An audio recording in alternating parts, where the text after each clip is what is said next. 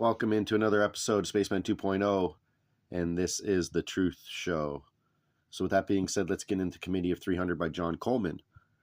Have you ever heard of that? He tells about the esoteric controllers of the world. We have the exoteric, those on the outside, like Trump and Bush, Netanyahu and Putin and all those guys, and even the Rockefellers and Rothschilds being shown on the outside. But who's on the inside is the Committee of 300.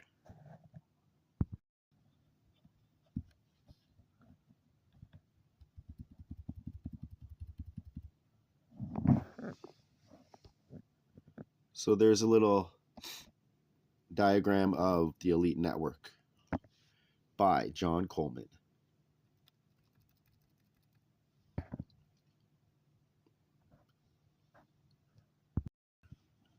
So is he on the list? Of chaining up the world by the committee. Let's have a couple excerpts from the Committee of 300. So before we go into this, in 1917, Lenin and Trotsky were let through Nova Scotia, but through New York to get back into Russia to start their revolution. And our customs officers caught them, detained them, and shortly thereafter they got a call by Alexander Mackenzie King, our prime minister at the time, to let them go. With that being said, Alexander Mackenzie King got the call from the Bronfman family to tell our guys to let them go. Therefore, Bronfman controls Canada. And this is told in another way in this part of the book. So, reading from Committee of 300. The thing that excited me was the common thread between the French and Bolshevik revolutions, a hatred of Christianity, the major religion of the world. I studied what the Illuminati had to say on the subject and came across the statement by Adam Weishaupt, nominal founder of the order. Behold our secret. If in order to destroy Christianity, all religions, we have pretended to have the sole true religion, remember that the end justifies the means, and the wise ought to take all the means to do good, which the wicked take to do evil. This can be done in no other way but by secret associations, which will, by degree and in silence, possess themselves of the government of the states, and make use of these means for this purpose, which the wicked use for attaining base ends. The express aim of this order was to abolish Christianity and overthrow all civil governments. So that was by Adam Weishaupt, May 1st, 1776, when he formed the Illuminati. I think he formed it on May 5th. I'm not sure, May 1st.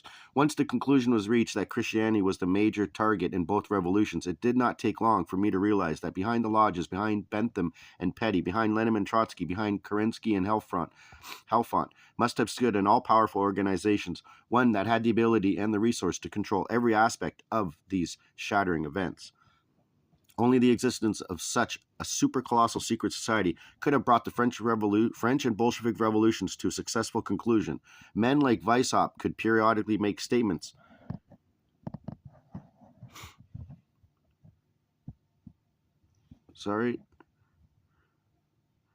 of this nature, but they were largely ignored because in the minds of the people, it would take a super-colossal secret societies to carry out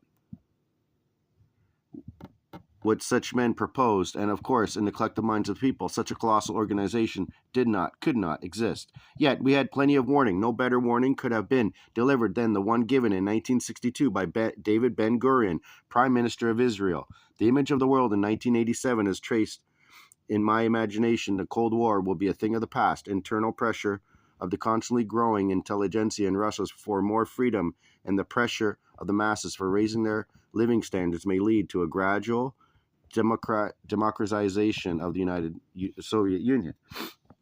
On the other hand, increasing influence of the workers and the farmers and the rising political importance of men in science may transform the United States into a welfare state with a planned economy. Western and Eastern Europe will become a federation of autonomous states having a socialist and democratic regime. With the exception of the USSR as a federated Eurasian state, all other countries will become united in a world alliance, at whose disposal will be an international police force. All armies will be abolished and there will be no more wars. In Jerusalem, the United Nations will build a shrine to the prophets to serve the federated union on all continents, as prophesied by Isaiah. Higher education will be the right of every person in the world. A pill to prevent pregnancy will slow down the explosive natural increase in China and India. So starting right here, and then I'm going to read the next paragraph. Ben-Gurion was obviously referring to Russia's holdout against the one world government. Okay, so they're trying to make one world government. Okay, so starting down here, I gave the cooperation of the governments of the United States, Great Britain, and Germany in bridging the Bolsheviks to power in Russia a good deal of attention. It was not long before it became perfectly clear that without the utmost help from these allegedly Christian countries, the revolutionaries Lenin and Trotsky could not have succeeded.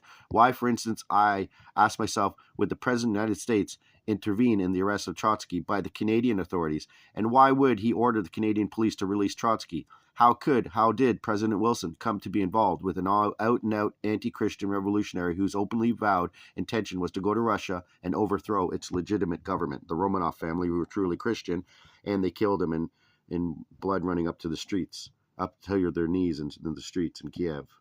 So back here, by what power and authority did Wilson demand and get the release of Trotsky from police custody in Canada? By Brofman.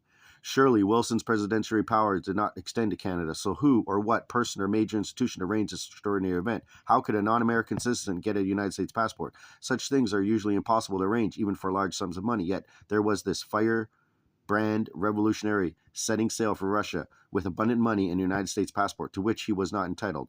When arrested, he is miraculously released. To me, this is one incident was proof positive of the existence of a most powerful agency, one that can transcend national boundaries and give orders to governments as if it were their immediate controller. Like how Henry Kissinger can call up any president and tell him what to do, and how the Rothschild pokes King Charles in the chest. And they also diluted the education. Statistics produced by the Institute of Higher Learning show that the reading and writing capabilities of high school children in the United States is lower than it was among high school children in 1786. That being said, Spaceman